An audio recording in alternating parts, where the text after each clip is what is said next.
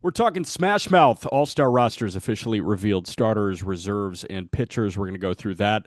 I got to say my piece on the Washington Nationals. I thought it was a weird time to fire both of them. And Yu Darvish is getting activated for the San Diego Padres. So we've got that. That's all coming up on Tuesday's Just Baseball show on July 8th. I'm Jack. He's Aram. As always, we are presented by the fine folks at BetMGM.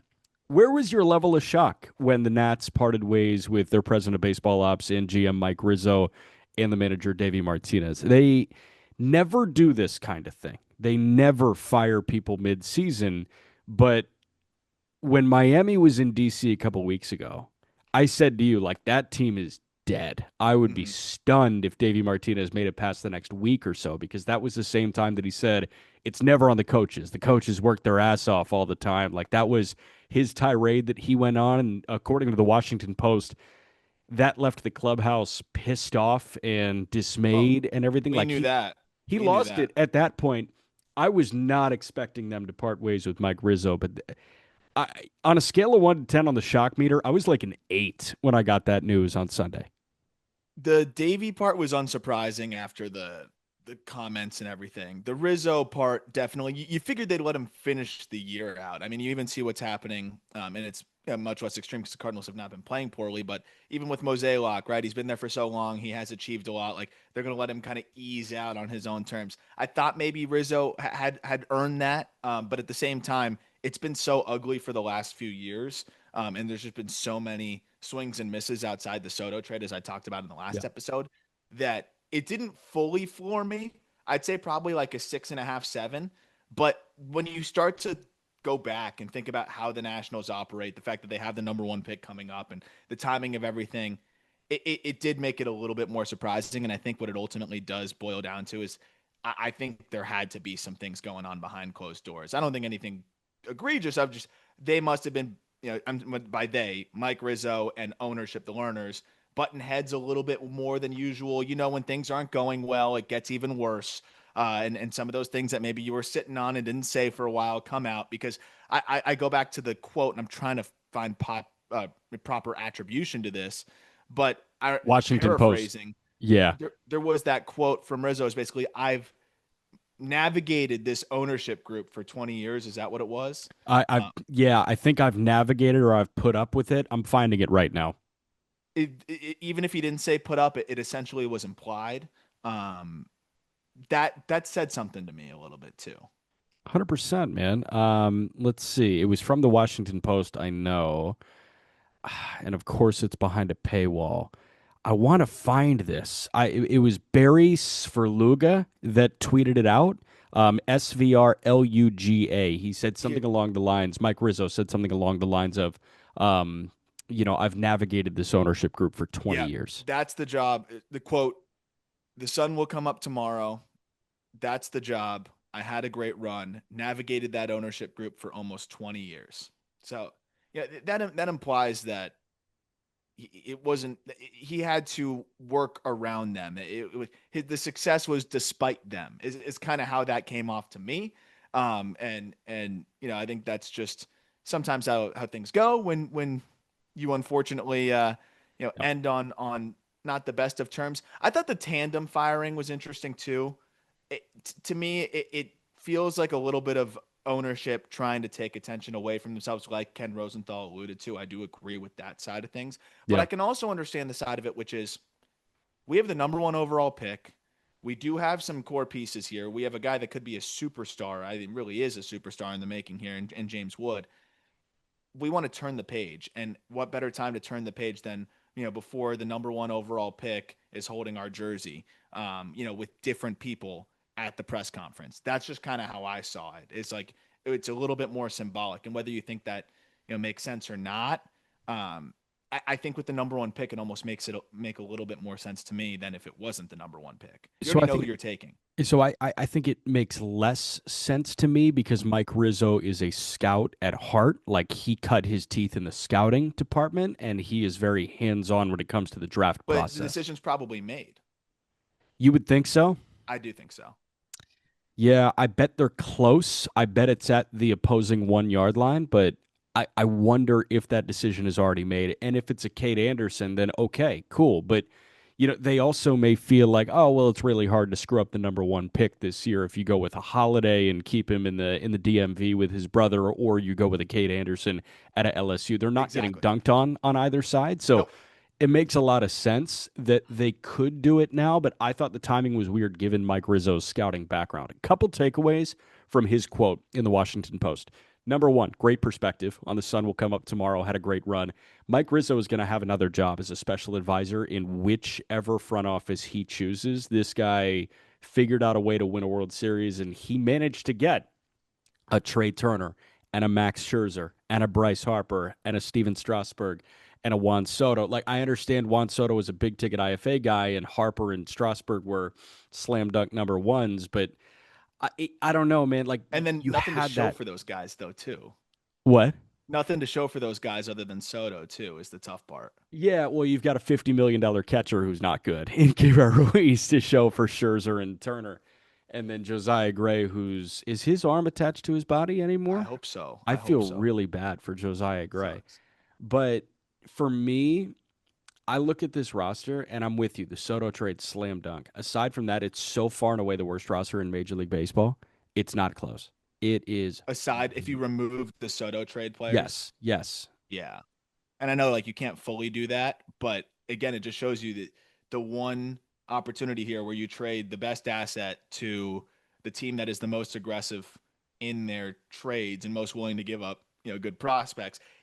Even just to put in perspective, even if they went a different route, if they said, you know what, we don't like James Wood, it has to be Jackson Merrill, would have went well that way. Like there were still Yeah. iterations of it that still would have went well. Like it pretty much the Padres farm was in a spot where you weren't gonna miss. And Right. that's the thing. As long as you were trading with the Padres, and I'm glad they made that decision, but ultimately it's because the Padres were the most willing to go crazy. Sure. So like, do you reward him for that? Like you can't not, but at the same time, when you don't do anything else, Yeah. I think redeeming over the last few years, yeah, you don't really earn that benefit of the doubt. And I agree when you look at the rest of the roster, aside from, with Dylan Cruz hurt, of course, that hurts the case too.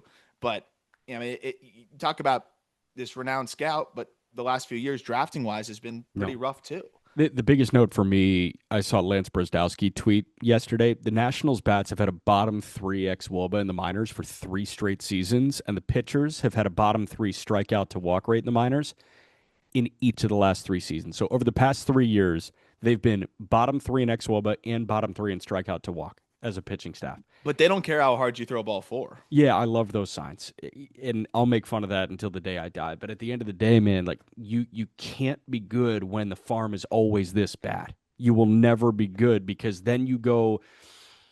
Actually, I take that back. You could be good if you paid for the mid-level free agent or the top flight free agent, but they're going in the Mike Soroka, Nathaniel Lowe range where they're trading Well, for Nathaniel Lowe for a middle reliever that's actually decent for Texas, but Lowe they still owe 9, and then they're shopping for Josh Bell and they get him, and then they extend Keibert Ruiz to I understand team friendly, but that guy's one of the worst catchers in Major League Baseball. yeah. It's there are a lot of different avenues that they have gone wrong. And I'm just struggling to pinpoint whether it's entirely Mike Rizzo or it's Mike Rizzo being nudged by the learners. That's the thing that kind of screws me up. Well, and I think that's where Rizzo's frustration probably comes is like, you haven't let me spend, you haven't let me, Yeah. since we did spend, right? Since we did lock up Scherzer, and I know Strasburg went poorly, but that's not his fault, right? That's nobody's fault other than just unfortunate circumstances. I mean, maybe some would say I wouldn't give him that deal after it's so easy to say when you didn't just win the World Series. We see that happen all the time. The aspect that I can understand from Rizzo is probably, hey, I had to try to work within the margins more than I should have needed to, and that made my life a lot more difficult. So I think that could be viewed as a part of it. But then you could also say, well, he spent on, even if you don't want to fully blame him for Strasburg, you can blame him for Patrick Corbin, and that didn't age very well, and things like that. But you could also say that he never had a chance to retain any of his stars. I know they gave a pretty decent offer to Soto, but Harper ends up leaving, Turner ends up leaving. They Scherzer they end up trading even after that contract. It put him in a spot where, yeah, it is hard to build if you want to operate like a team that isn't the Brewers of the world and the Rays of the world. And that's how the Nats, I think, ownership wanted to operate. And I think that's not how Rizzo is wired, and that's not how he cut his teeth coming up. So it was probably a mismatch that like lasted too long. Yeah, and I will say I understand the idea of getting rid of both of them in tandem because they were attached to the hip, Rizzo and Davey Martinez. It makes Martinez, sense. he could have been an extension of Mike Rizzo in the dugout, and Davey Martinez, old school guy. When an old school guy loses the clubhouse, you are so beyond screwed. It's unbelievable because It's that's over. all It's you over. have at that point. I was thinking about that the other day, like even with like Bochy and what's going on in Texas. And If he lost the clubhouse, it was done. I don't think Bochy's lost him in a respect that like nobody respects him, but I think it's at the point where maybe Bochy in this situation with the Rangers is just I don't know if he's got enough in the tank to get this team back and maneuver and do the day to day. I think that goes with it if you really want to shift the culture in there. I think he's more of a guy that could oversee a clubhouse that is already intact and in a really Yeah. good spot and whatever. But they clearly have some moving parts, some young players, things like that, and it hasn't gone well. And then I love Bochy, and I it's so hard, but watching that guy walk out to the mound, man, It's tough with it's the hip. really Yeah. tough. I don't know if that even applies to this, but I see that, and then I think about the rigor of 162 with a struggling team. And it's like, is that the guy to get you right? I don't know, and I know that's kind of an aside. Kevin Pillar's comments only added fuel to that fire. And again, it wasn't directed at Bochy; it was just the clubhouse. The But clubhouse to in your point, general. when an older guy or just a vet manager is not able to shift the culture or it just kind of detaches a little bit, Yeah. I don't see those guys as being able to dive back in there and be able to get dirty and try to make it right because Sure. they're going to say, hey, you guys should just be going about your business the right way. Sure. I will say Bochy rallied the troops in 23 and he was making mound visits after the hip surgery as well in 23. So I'm going to give him a pass on the hip deal, but I just wonder like where the energy is to try and get a train back on the tracks. Davey Martinez ran out of energy to do that, and Davey Martinez is noticeably younger than Bochy and Terry Francona and Brian Snitker. That's the other one that I'm thinking about right now. Yeah, It's like Snitker's another one. does Snit have the drive to try and get that train back on the tracks? I No, don't I know. don't know. Does he Or is it want just to? Like beyond what he can even do I at this point? wouldn't blame him. I don't know. It's just bizarre to me. And the whole idea of manager and manager impact is such an abstract concept to me. Yeah. I don't know how much, a certain guy will do, but I'd be curious to know like what Davey Martinez did to lose that clubhouse before the it's never on the coach's comments. I'll die on the hill that they're more of a scapegoat than anything else. I mean, I do think that the biggest area is okay. Team is floundering. Can you get them to snap back in? And I'm always gonna, start to question sometimes with that floundering team with a really with an older manager. If and maybe that's not fair, but like can he snap them back in or a veteran manager like that? And it's not happening, then you wonder if just that method isn't working there, or if you need to shake up the roster. It's funny in Atlanta. I almost wonder if it's more of the roster thing where you have so many guys that have just have these long term guaranteed deals. They're all just hanging out. Their struggles There, maybe there are might be no urgency. Yeah. yeah. I would say the struggles are met with less urgency when you're already locked up on a deal. And in your situation, like Ozzy Albies is a $6 million. What is it like a $6 million club option next year? 8 million, whatever the hell it is. Like, Yeah. what's the urgency to get right? And I'm sure he wants to, but it's just not the same. Right. Even Mike Harris, like it's not totally the same. And I imagine with some of the other guys, you can make that same case. And then I don't think Ronald Acuna has come back and been amazing, but is that your tone setter in the clubhouse? Probably not. Probably not. It's interesting. The Rangers was a little bit more surprising to me with the vets that they have that was a conversation, but people always say that sometimes when they get cast aside. So you never know. But yeah, I am interested to see what the next managerial shoe to drop may be and what things look like at the end of the season. Because you got a lot of unique situations with a lot of well-respected managers who just maybe aren't doing it as well this year, or their team at least isn't. Yep. And we saw the first shoe drop in Davey Martinez and Mike Rizzo. A couple of pitchers before we get to the All Stars. Yu Darvish is making his season debut on Monday for the San Diego Padres. And you take a peek at the game log in the minor leagues and you say, where are all the games? This guy threw on May 14th in AAA. He went 4 innings, a two-hit, two-run ball, and that was it. Where has he been? I'm excited to watch him pitch, but I'm curious what the ramp up has looked like. I have no idea what the major league season debut of Yu Darvish will entail. Yeah, I am fascinated by that because, he did look really sharp in that rehab outing earlier. And then I don't know if they were, I'm trying to find what was the goal to just kind of have him do it on the sides and work, just in non real game settings, live ABs, whatever it may be. I mean, Darvish at this point at 38 years old, I think you could say whatever he wants to do. That guy can he knows his body better than anybody. Like let it be and let him go. But in that rehab outing back in May, he was through 51 pitches, averaged 94 and a half, which is right where he was at last year. So you hope that he's somewhere in that range still, and he's if he's throwing that velocity, he's a huge addition to that rotation and helps them big time. So I think regardless, whatever they get, and I think that the talk was he'll be around 75 pitches. Even that, just to have him opening up, I mean, compared to some of the other guys that they've had to roll out there, you've been getting a lot of innings from Kyle Hart and Stephen Kolek and things like that. I mean, even if it's Yeah. a 5 and dive from Darvish, I think you're going to be quite happy, especially with that bullpen. And that's the encouraging thing with having a Darvish is he can 5 and dive, and you have that bullpen that can take over and be put in a pretty good spot. So um, I'm excited for the Padres. I want to see them have you know full strength and be Yeah. able to push this thing. They're one game away from really being able to knock off the Dodgers last year. You look at the ball club overall; it's still a good team. But I want to see King. I want to see Darvish. I want to see them add, which they will. I want to see this team full fledged. What does it look like? And at least this is a step towards that, which Yeah. is encouraging. Yeah, apparently this is from Kevin Acey, the San Diego Union Tribune. Darvish threw two sim games in the last 12 days, hit the 64 pitch mark in his most recent. Mike Schilt apparently told reporters the team trusted Darvish to manage his own rehab. How much ramp up work was required as well. So it was really ball in you Darvish's court, and I try. okay, we go I from there. I back that up, dude. Yu Darvish, whatever he thinks is right.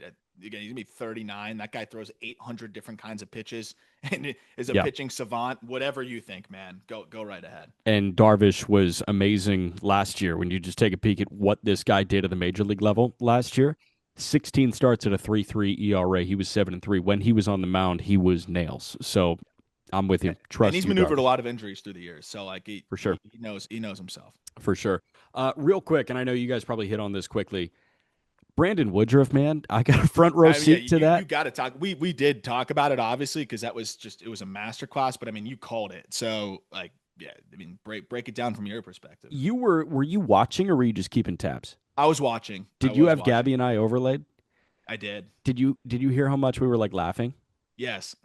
Like every single time we were like he can't keep doing this, and then he kept on doing it. What I mean is not 98, like not the Woodruff that we saw before he had the shoulder capsule issue at the end of 23. This guy was dotting 92. He was putting it literally wherever he wanted. There are a couple of starts that jump out to me so far this year against the Marlins. Wheeler had one, and Wheeler obviously complete game on Sunday. That was ridiculous. But Wheeler had a start against the Marlins earlier this year where he was putting his fastball literally wherever he wanted. I'm gonna make Griff break that one down when we get him on The here. We Wheeler could do start, some live AB perfect. breakdowns. Have him do the Schwellenbach one too, No, because that one was hilarious. That I think is one of the best individual command performances I've ever seen. so Schwellenbach had that.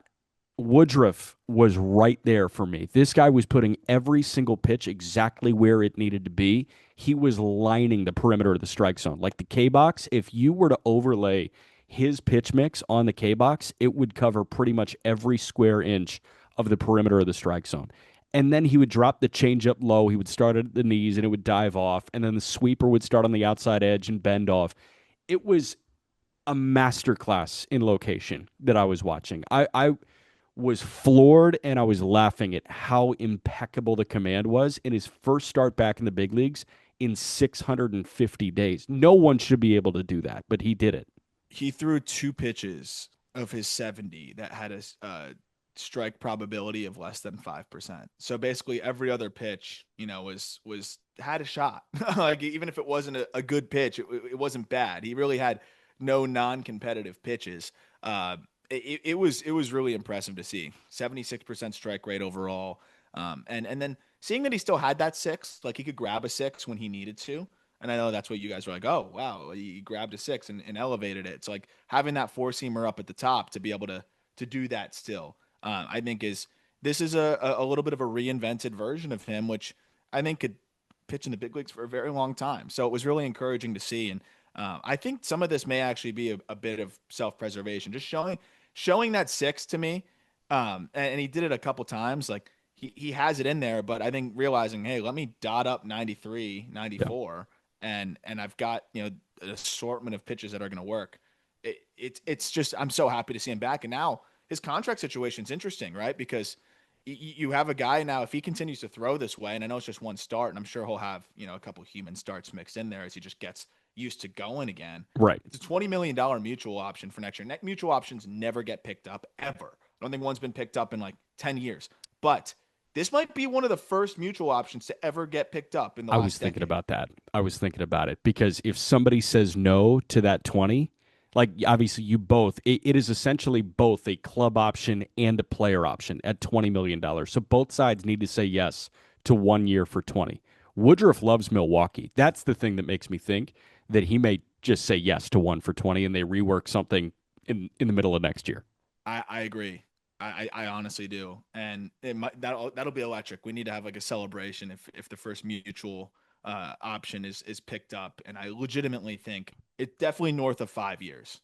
I always say I'm going to go check on that, and I keep forgetting to, but it definitely will be the first time in several years that we've seen a mutual option picked up. That would be electric. I just wonder what the pay structure would be like for Woodruff if it were to be turned down. Like if he hit the open market, would a team give him a 4 year But he deal? gets the 10 mil buyout even if he turns it down, right? So my understanding is he's guaranteed 17.5. So if the club option side is turned down, then he would get the $10 million buyout. So the ball's in his court to make 17.5. I mean, yeah, that's really interesting. I'm fascinated by it. I honestly have no idea what he'll do. I think there'd be a lot of interest in him clearly, but at the same time, he's going to be 33, 34. Might be a little bit different, but I see no, I would fully expect him to just stick there. That deal was a good faith deal by the Brewers, and I think they deserve credit for that for a team that doesn't spend a ton.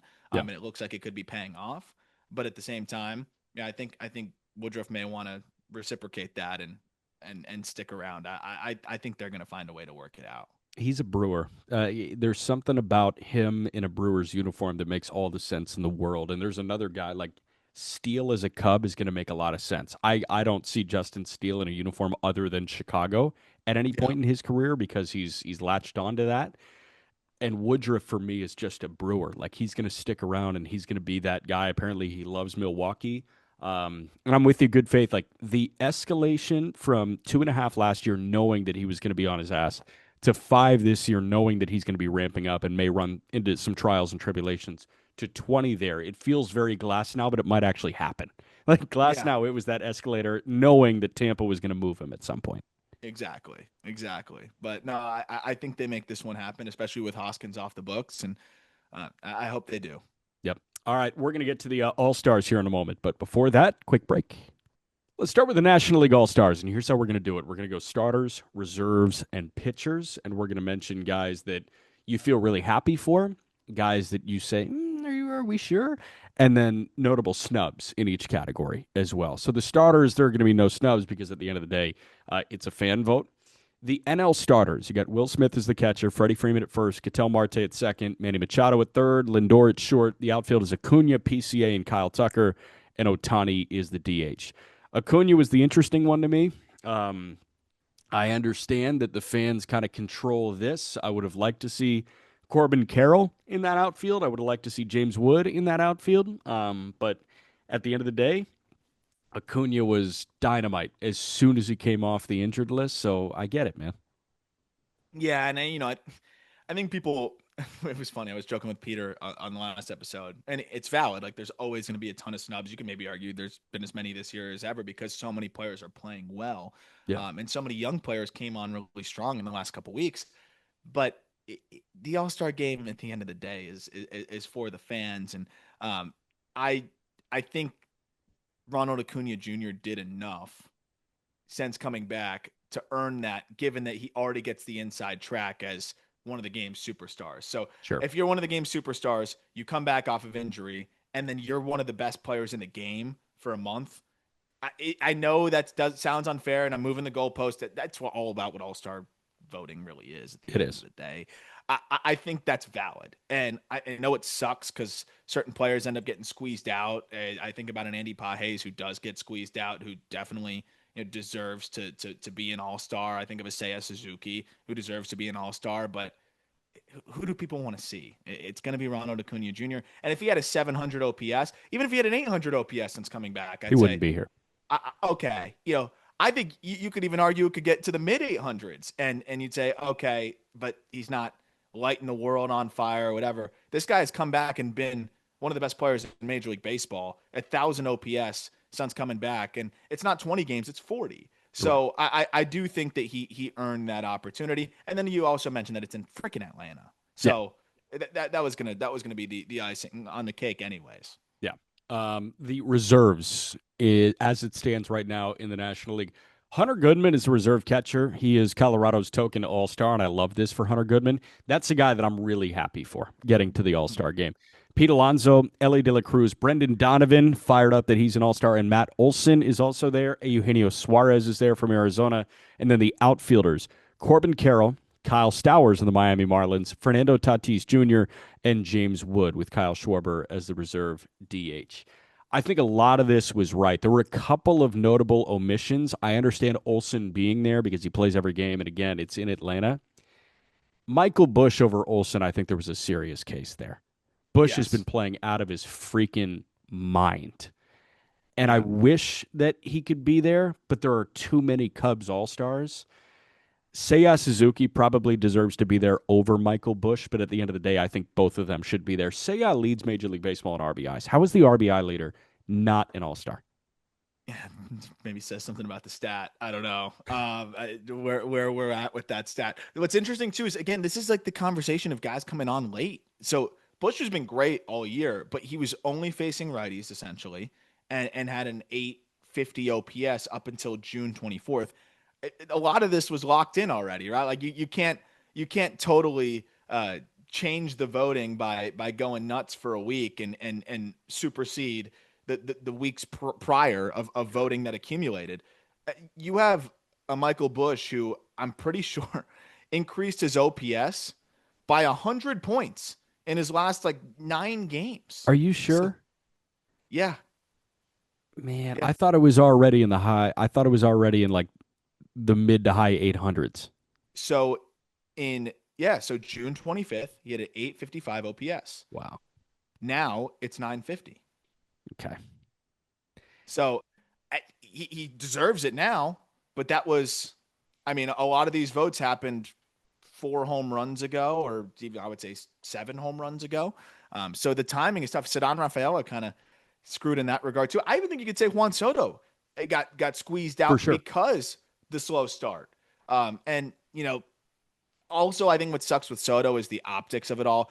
Anytime Juan Soto struggles, it becomes so dramatically overemphasized. You think he would be absolutely sucking, and he's not. And even when it was like, oh, Juan Soto is off to a slow start, he was fine. And then since he shook off that slow start, quote unquote, he's been phenomenal. So yeah, Juan Soto and his 904 OPS should absolutely be in there as well. But that's the optic side of it, and I guess just timing, which is always interesting. But Yeah. I What mean, you would you say? compare Soto and Tatis, I and mean, I don't really think there's a case for Tatis, who started really hot, scorching hot, and then has hit a wall since. right. If anything, with All Star, it pays to start hot, For not sure. finish hot in the first half. 100%. And Bush, even though he finished as hot as anybody in baseball, you mentioned he's top 10 in OPS firmly right now in the Oh, game. he should be an All Star in He should be an theory. All-Star, but you said what, 855 OPS Yeah. by the end of June?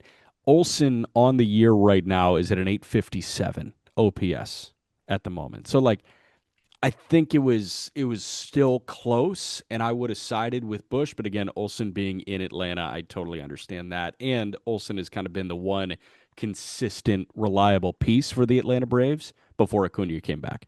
And I do think like it does hurt Bush's case up until recently that he just wasn't facing lefties like ever. Right.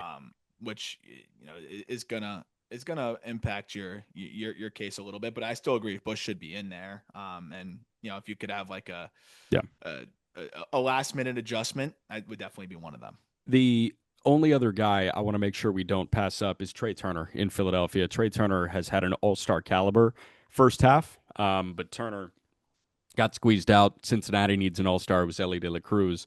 Um, you know, them's the breaks. You can't have too many shortstops there, but Trey Turner all-star caliber is not there. So that's And all I so got who's on the him. second baseman again?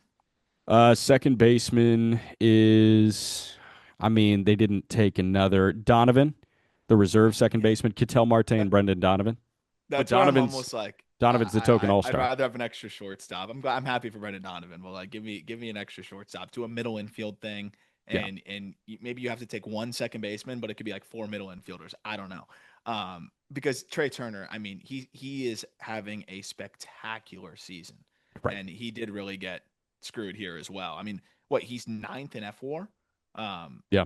I mean, it's been really fun to watch him do his thing this year, and unfortunately, yeah, shortstop's a tough spot. Positionally, it gets tough. Yeah, it does. All right. NL pitchers. We've got Matthew Boyd going, Mackenzie Gore, Clayton Kershaw, the legend pick. I'm going to circle back on this. Freddie Peralta in Milwaukee, Robbie Ray in San Francisco, along with Logan Webb, Chris Sale in Atlanta, Paul Skeens, Zach Wheeler, Yoshinobu Yamamoto. And then the relievers, Jason Adam in San Diego, Edwin Diaz, and Randy Rodriguez in San Francisco. I was pounding the pavement like 2, 3 weeks ago. I said Randy Rodriguez should be an all-star, and I'm so happy that Randy Rodriguez is an all-star. Sub 1 ERA. That guy deserves it. He is disgusting, and he is blowing up right now. So fired up for Randy Rodriguez. I'm fired up for Matthew Boyd, and that was a clinic on Sunday Night Baseball on Sunday. Like, man, Boyd is having this career renaissance, as is Robbie Ray. This is a really fun group. Yoshinobu Yamamoto going to the All-Star game is great. And then I get to the legend pick. And I love Clayton Kershaw. I appreciate the greatness of Clayton Kershaw. I loved watching strikeout number 3,000. But if you sat Clayton Kershaw down and said, hey, man, you're an all-star and so isn't, you think he's okay with that? What was the deal on who got the first inning of the All-Star game in LA? You remember that? No. Who got the start in LA, and it was Kershaw, even though we're all talking about who actually deserves it and that whole show too. Was it Snell? I'm trying to remember because if I remember correctly, Kershaw got the start, right? Kershaw And did get the everybody was start. like he didn't deserve it. And I mean it was still close. It wasn't anything like this. Right. I Here's I, I wonder. here's my I thing, wonder. man. He's made 9 starts. Yeah, Like, do you think he's sitting there like, yeah, I'm really happy Commissioner Manfred made me an all-star this year? if it was in LA, maybe he got to make his All-Star start in LA, where I don't even know if he fully deserved that. So like, yeah, I like that aspect of the commissioner pick. It was cool when we had Pujols able to be involved in there, but I don't Sure. know. It is a little bit interesting. You get some players squeezed out there that Christopher Sanchez had a really nice year. Ranger Suarez is throwing his ass off right now, and he got squeezed out as well. Like, there are a lot of guys that were kind of left by the wayside because Clayton Kershaw's a legend pick after 9 starts at a 3.4 ERA. I feel Hey, you're gonna bad get for those the other legend guys. picks every year though, and I think there's a lot of times where I do like it.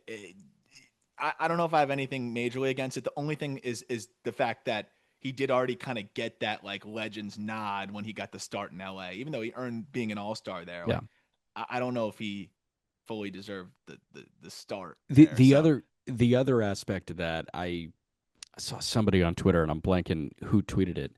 I saw somebody say, if Kershaw's getting a legend pick, why isn't Verlander getting a legends pick? Verlander's what, 5 years older than him? yeah, that is interesting too. Why doesn't Justin Verlander get one? Yeah, I didn't really think about that either because we haven't had. When's the last time we had Verlander as an All Star? Probably when he won the Cy Young in No, 2021. 2022. Yeah, when he won the Cy Young. Yeah, Yeah, we 22. and I don't know how much longer Scherzer or excuse me, how much longer Verlander is going to do this thing. Verlander's Yeah, 42 years old. Kershaw, I understand Kershaw, like it feels closer to the end, but Kershaw's a young 37. He's it's 5 years definitively younger the than end. I think Verlander. though. I literally think he only rehabbed through this shoulder thing one last time to get to 3K. But yeah, what makes Kershaw more worthy than Verlander for the commissioner's spot? Right, Other because than the fact that Kershaw, maybe just Verlander might not be clear that this is his last year, and I think Kershaw probably is pretty much said that. but like when we run it back in 26, what happens? You know, Kershaw hasn't fully said that it's his last year. He's like, oh, yeah, it's a touch and field thing every single year. So are we going to Yeah, get the legend pick every single year? yeah, that's the other thing. That's the other like Pujols. We knew you Yeah, knew that Pujols, was we it. knew. Pujols was, I mean, this guy was, it seemed like he was already half retired when he was playing in Yeah, that, and he somehow emptied the tank after the All-Star break. But man, I don't know. It just rubbed me the wrong way when I see guys like Sanchez and Ranger left off. I get it. I do get it. Especially when it isn't like a farewell, a definitive farewell tour just yet or anything like that. Yeah, so that's how I feel. But we're going to get to the American League in a moment. You got a word from our friends at Loop? Yes, I do. And as I've talked about, I've been buying into some breaks there, continuing to pursue cards in the 2024 draft class. So, of course, 2024 Bowman draft is absolutely loaded. And you can check out those cards or whatever you may want to collect on Loop. It is the best app for card collectors. If you're tired of sketchy card breaks or getting ghosted after big pulls on other apps, it's time for something better. I've been using Loop for a little while now, and it's just completely changed the way that I buy and or break cards. Not having to deal with the questionable sellers, just clean, fun, and easy, trusted streams. And it's a lot of fun too, because the breakers on there, whether it's vetted brick and mortar card shops or individual breakers who are doing serious volume and meet the high quality standards, are also awesome people. So I'm always talking ball with them, hanging out, discussing kind of what cards I'm trying to pull, what I'm looking for, and even picking their brain on some of the products because sometimes I don't totally know, what I should be looking for in some of the new stuff outside of Bowman, and that's been really helpful as well. Every once in a while, I like to dip my toes into other sports. Don't know what I'm doing there on the card side as much, and they are always super helpful and a ton of fun because all the shops undergo a thorough vetting process by Loop to ensure safety, transparency, and professionalism. It's a one stop shop for collectors, whether you're joining live break, buying personals, or snagging a rare single from the marketplace. The marketplace is fast and simple. No haggling, just clean listings and a few taps to check out. And of course, when you go into the breaks, super easy on that side as well. I've been plugging it every time we've been talking about Loop, but we'll be doing a live break with our friends at Hit Seekers at the National at the end of the month, and I'm really excited to do that. Talk about some of the stuff that I'm looking for, and answer your questions while we rip some cards in there. And what is the most fun part about this is that if you head over to Loop now or hit the link in our episode description, loupe.cards/jbaseball, you'll receive $10 in credit towards your first purchase over $50. So if you buy something for $50, you can buy $10 go towards either that purchase or getting an individual card in the marketplace. You could still get a Kevin McGonigal first, I think, refractor. If not a refractor, at least like a first Bowman for with that $10 credit. All you have to do is go click the link in the episode description or go to loupe.cards. That's loupe.cards/jbaseball right now to get that $10 credit towards your first purchase over $50. Heck yeah. Let's talk about the American League here. The AL starters is a loaded bunch of folks and Javier Baez. The catcher for the American League is Cal Raleigh, no doubt.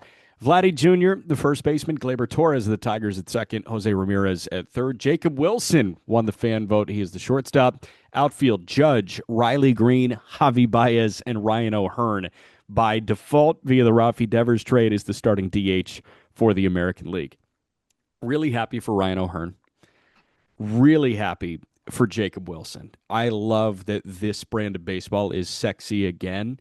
Kwan's an all-star too. The American League is starting to show the cycle of baseball turning back over to this bat to ball oriented game, and you even see the game's best power bats striking back to bat to ball, like getting that back a little bit. But dude, I don't know. I I like the fan vote. I love that the Royals can get 5 starters in their World Series year. I love that the Tigers got Gleyber Torres and Javi Baez into the All-Star game, but deep breath. That's my take. Are you just not in on Javi Baez, the All Star? I'm just like Buxton hit his 20th homer on Sunday. Like that's my thing. I'm George Springer is not in there. George Springer's not in there, and I'm saving my takes on that for the reserves. Okay, okay. But That Buxton is an all-star, but he's not starting in center field because, the fans showed out for Javier Baez. And again, Hey, it's who they I got to want to respect the see. fan vote.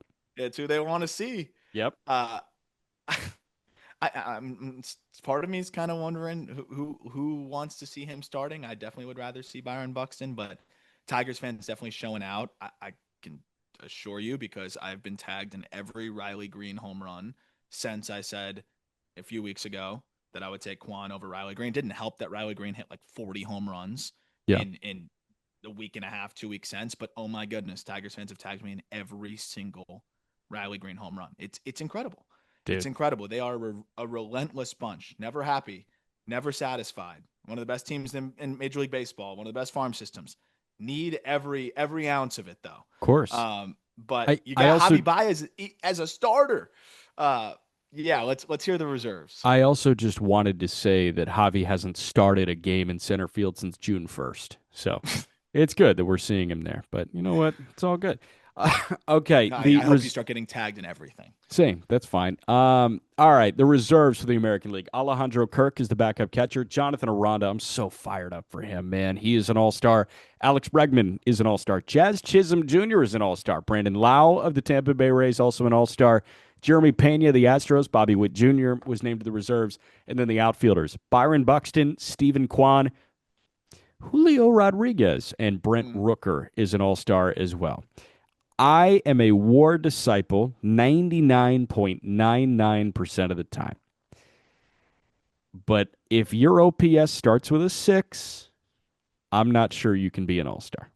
I I agree. I don't understand it. And Rafaela came on a little bit too late because you could just compare those two players right now, and like you could make the case that Rafaela maybe deserved it a little bit more, but it happened too late. I get it. It's who the fans want. Julio Rodriguez is the He was not fan, though. He was player voting. yeah, that is crazy. He was player That's voting. crazy to me. And I understand, like, players, this is a war-based game now. It's all about war. But at the end of the day, I felt like it was kind of heartbeat of the players that were saying, like, how can somebody with a 694 OPS be an all-star, man? When's the last time we've had a 2-3-3 slash line in the All-Star game? I I I don't know if we really have. I'm trying to think because maybe in the past like we've had the 330 330 330 guy that makes sense, especially like where the game used to be. But like when's the last time we've had a 2-3-3 slash line guy in the All-Star game? I just and I'd get it a little bit more if he was coming off of like a 148 WRC plus last year. It was a 116 last year, right? Like he was a 273, 325, 409 hitter. Maybe the players really think it's that hard to hit in at T-Mobile, and they're throwing him a bone, saying, "Hey, 11 homers, 15 bags, he's still an elite defender, all that good stuff." But I don't know. I think Julio's going to get his All-Star games too. He already has. He's going to get more in the future. I did this one. This one did not feel like it was the most earned, And Seattle has especially when you have a 4. George Springer who's Yeah. not in there. Right. That's the biggest omission for me in Major League Baseball. I understand that Soto is up there, but for me, it was Springer without a doubt. I think Ranger Suarez was next up there because he's got 12 starts at a 1.9 ERA. What about Fromber? Fromber's up there too, but Fromber started poorly, I understand. And you mentioned it really is about how you start to get the All Star nod. And Fromber had a 4.3 in May. And then since then, he's been amazing. He's been like a 2.07 ERA over his last 11, 12 starts. But I mean, I think Springer is the largest omission in the All Star game this year. Especially because that story's been awesome, right? It's a guy that like I thought was dead in the water, and Yeah. he has been phenomenal. I think that's a clear one, and Maybe it's different positions. I don't totally know how the structure works there for the reserves, but I don't know. Even with the defensive value and everything, that you can make that case, of course, with what Julio brings to the table. I think that's a great tiebreaker. But it's not like George. I know George Springer's played most of his games at DH, but he's also played 11 games in center field. Like he's not good defensively, but at least he's out there. And the offensive gap is just so significant at this point this year. It just it was a little disappointing for me. I get it. He's outwarring him. I get it. But we're talking about a 35-year-old who has 16 homers at the break, 10 bags still as well, by the way, and has a 148 WRC plus. And the batted ball data would actually point towards him being unlucky. He's a 403 xWOBA. I'd imagine that's got to be one of the better figures in the American League. I'm going to try to pull that up real quick, but like, I don't know. I would love to have seen him in there, and it is disappointing. Looking at the xWOBA just league wide, he's 10th in the league, and only behind in the American League, Judge, Vladdy, Ben Rice, which is crazy. Talk about how you start. And that's it in the American League. Man. But yeah, shout out Jonathan Aranda, who we've been gassing up on the call up since it became the call up. Yeah. And a guy that just can absolutely hit, has always been able to hit. We didn't know exactly when he was going to get the opportunity, how he would fit in. The Rays moved Kyle Manzardo, and that ended up, Manzardo's good, but that ended up clearly being the right decision. I don't think anybody at the time would have said, keep Aranda, move Manzardo, it'll work out best long term, and it looks like it is. Aranda's a monster. Absolute monster. Last thing on Springer, Just Baseball tweeted this out. Springer, 5th in the American League in slug, 4th in OPS, 4th in OPS plus, 4th in WRC plus, and he's somehow not an all-star. So 4th best hitter in the American League. But all-star game, I don't really like. It's not. I'm gonna go a little bit more surface level stat heavy, I think. And I know people can say, well, then why were you Quan over Green? At that point, I thought it was a closer resume. At this point, I would have 100% voted for Riley Green. But yeah, that's a pretty big gap there offensively. Yeah, we'll wrap up with the American League pitchers here, and a lot of guys that I feel very happy for. Pitchers in the American League, Hunter Brown of the Houston Astros is an all-star, thank goodness. Chris Bubich in Kansas City, fired up for you. Garrett Crochet, back-to-back all-star games. Jacob deGrom back in the Midsummer Classic. Max Fried of the Yankees is there. Yusei Kikuchi, the token all-star for the LA Angels. Tarek Skubal should be in line to start again. Shane Smith, the Rule 5 pick of the Chicago White Sox, number 1 overall pick in the Rule 5 draft. Brian Wu of the Seattle Mariners. And then the relievers, Aroldis Chapman of the Red Sox, Josh Hader of the Astros, and Andres Munoz of the Mariners. Shane Smith, first Rule 5 rookie to be an all-star since? Dan Uggla. Oh, that's amazing. That we don't talk about that Dan Uggla all-star game, though. We don't talk about that one. Two guys in the history of the Rule 5 draft have been an all-star their rookie year. And Shane Smith, obviously the White Sox need one, but Smith was throwing at an all-star caliber clip at the beginning of the year. I think it was a slow taper off at the end, like in late June. But, man, Shane Smith, the season he has put together, he's the White Sox best player as it stands right now. Yeah. This is one of those examples. Very happy for Shane Smith. I don't know how many teams are still doing this in their contract structures, though. This process has made me realize there should not be incentives based on all-star appearances. Like they should have a different incentive. It should be first half WAR. I don't freaking know. Make it statistical. I would love a WAR-based incentive plan. Make it ERA based. Make it, I don't know, but with certain players having that as a part of an incentive, like missing out on $75,000 or whatever it may be because you're not an all-star based on circumstances is tough. Because I actually do support having the representative from every team. I can go back to being a kid and going to Anaheim, and I think both these guys earned it. But even going back and thinking about it, maybe one of them was on the edge. I can't totally remember. But being a Florida Marlins fan, and my dad taking me to the All-Star game, and I'm so excited. And of course, it was so amazing to see all of the superstars out there. It was my first time seeing a lot of them play. But at the same time, seeing my favorite team's players with those superstars on the same field was so cool for me. I got to see Josh Johnson, who I think definitely earned it, but I got to see Hanley Ramirez. I think both those guys in that circumstance earned it. But for the point being, smaller market team, like if there was a Marlins player there at that time that maybe was on the edge and they needed their rep, like it did help make my experience a lot more memorable seeing my team's players in that circumstance. So I think there's a lot of people pushing back because you just get so locked into the who deserves it and who doesn't. Right. But you got to remember who this is for. And there's a kid that's a White Sox fan maybe that has just fallen in love with Shane Smith because you remember how it is, dude. You latch on to some random dudes that play really well out of the gate, and they get a chance to potentially see him in the All-Star game. So I get it from that perspective, but I also do understand the incentive-based stuff and the perspective of that, like, and how that can affect guys also. But I still think it's the best way to go about it. Do you know about the Dan Uggla All-Star performance? Do you remember that? No. Oh six. Oh, I know I jokingly said we don't talk about it, but I'm going to talk about it. It might be one of the worst individual games of all time. The oh six All-Star game? Or it was his second All-Star appearance that was the worst, I think, of all time. 2008. 2008. What happened to him in the oh 08 All-Star game?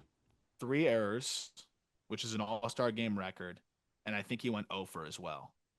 Let's see. Dan Uggla in that All-Star game went 0 for 4 with 3 punch-outs and made 3 errors. Yeah. I think it's the That's worst game ever. Yeah, but at least it's memorable. Yeah, that's for sure.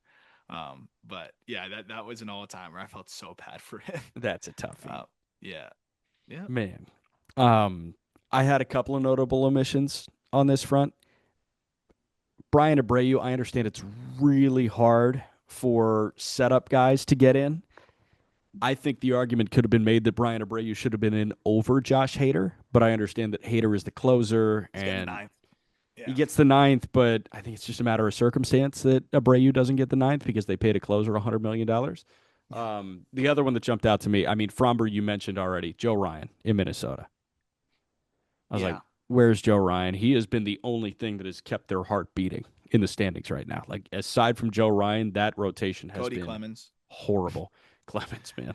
I think it's a little bit of the Joe Ryan, like, I'm trying to think, like, did he start much better than he finished or vice versa? No, he's just been good all the way through. He's been good the entire way. Yeah. He is a tough snub there. Great K to BB. It's pitching side. It just seems like that's always going to happen a little bit more, especially nowadays too, with so many different guys throwing well. But I do agree. I think Joe Ryan is one of the bigger snubs with the way he's throwing this year. Opponents hitting 193 against him with a 589 OPS. Yeah, dude, the fastball was a joke. Watching him just pepper the heater. He throws it 55% of the time. I dare you to hit 93, and you just can't. You can't because it's just gonna ascend. It's amazing. It's amazing. Just amazing. So I have one last word. I think I've alluded to this on the podcast before, but I just really wanted to get this out there. I know there's people that like to read books. Yeah. And I totally get it. Has not really been me historically. We used to have to do reading counts. And so like you'd have to, I don't know if you guys had something similar to this at school, but like you'd have to read the book and then X amount of pages. And then you have to take a quiz at the library on the computer of like 10 questions to prove that you read the book. Yeah. So, and then you'd have to have like X amount of total pages. I would just pick a baseball book, any baseball biography, not read it, and then just do that. And that was how I got by it. I love reading specific things, especially in sports and like pieces and articles, whatever. I've never understood reading a full book. I totally get how it's meditation for people and stuff like that, or just like it's an enjoyable way to consume something. Totally get it. But I feel like a lot of that, like it's 200 something pages. You're telling me that couldn't have been delivered. That entire idea couldn't have been delivered in 10, 15, 20. So that's just me. That's the one thing I'm okay with. I have nothing against people reading. That's not my argument here. My argument is stop gifting people books unless they are voracious readers. I don't know what to do with them.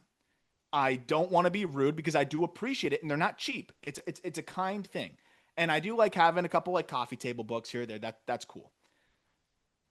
Gifting me a book is like assigning me homework that I already didn't do when I was in school. And then they follow up sometimes. Hey, did you read the book? Yeah. Oh, what'd you think? I haven't had a chance yet. Now I feel like an asshole. But like, and realistically, in the time that I'd be reading the book, I'd rather be writing. Like that's where I'm going to do prospect write-ups, or I'm going to be writing about Cal Raleigh swing adjustments or whatever. And you can say, oh, maybe on the plane. That's when I like to write. Writing is kind of my reading. And then when I'm educating myself on the piece, maybe I'll go read some other stuff. I just don't get much out of reading the book. Totally understand how people do, but the gift of homework and then following up and asking if I read it, I'm not a reader. And maybe you didn't know that. That's okay. But I don't know. I think you should know that before you just hand people out books. Here's the thing. I would love to clown you right now. Would love to eviscerate and say, oh, of course Aram doesn't read books. I'm a huge proponent of if there's a movie out based on a book and you tell me to read the book, I'm just going to go watch the movie. And then that, I'll read articles or something on it, or yeah, a breakdown. I don't need the whole book. my reading looks different. I'm closer to you, where I would much prefer to sit down and read a great feature piece that's 10,000 words long instead of reading a fictitious novel. I have done it. It's okay. I did an audiobook on my drive from Milwaukee to Jupiter for spring training, and I honestly didn't enjoy it that much. Well, because it just even an informative book. Like my mom, she had a I've always had like well, those tummy issues. Yeah, tummy. And, Yeah, my tummy little issue. tummy. So she had a book. It was like how to heal your gut and blah blah Change your blah. gut, change your life. I read Change Your Whatever Voice, that. Change Your Life. Yeah. All of those are the same. And I'd rather give me the spark notes of that. I'll do it. I'm super interested. Why do I need 250 pages to figure that out? How much are they stretching that shit out? So that's where, to me, you kind of lose me. I really love the Sadaharu O book, Hmm. and that was a lot of fun to read. That was kind of like a really prolonged like biography on his whole life. I get it. Sometimes you can't tell your own story. That's where I can get it a little bit more. Yeah. But even then, there's points where I'm like, I'm fatiguing a little bit. But So when it's your life story, I can understand a little bit more because it's like the anecdotal aspects of it were really detailed and fun, and he's had a crazy journey. But when it's like a self-help book or something like that, I'm good.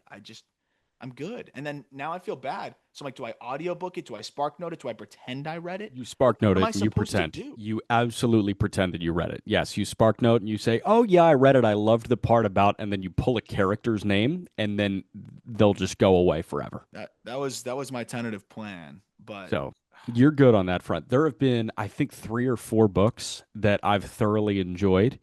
Mike Lupica books don't count growing up. that's the Everybody last loved book I those Mike probably ever Lupica read. books. It was Like awesome. that's the last cover to cover I've ever read besides Sadaharu, and I still don't even think I technically went cover to cover. Andre Agassi's autobiography was an amazing book. I thought the A-Rod biography written by, I think, Selena Roberts was an amazing book. I liked American Psycho by Bret Easton Ellis just because, and I know it's a movie. I love the movie. I liked the book just because the sentence structure, every page is just a huge run-on sentence effectively, and I thought that was Yeah, hilarious. That's really it for me. And then Change Your Voice, Change Your Life by Dr. Morton Cooper because it taught me how to like actually find the real voice. So then like that's good. I that learned makes something from the sense. book.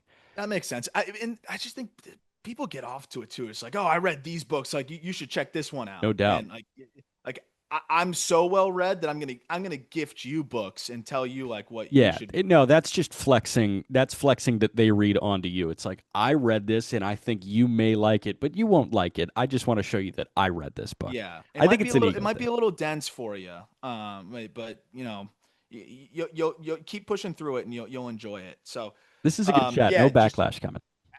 give me anything else. Legitimately anything else. I'd rather yesterday's newspaper. I'll comb through that a little bit more. It's a little quicker. Interesting. But that's all I got to complain about today. Cool. Everything you need is in the episode description. I thought Alex Cooper's seventh inning stretch on Sunday Night Oh, Baseball was horrible. what the hell did they think was gonna happen?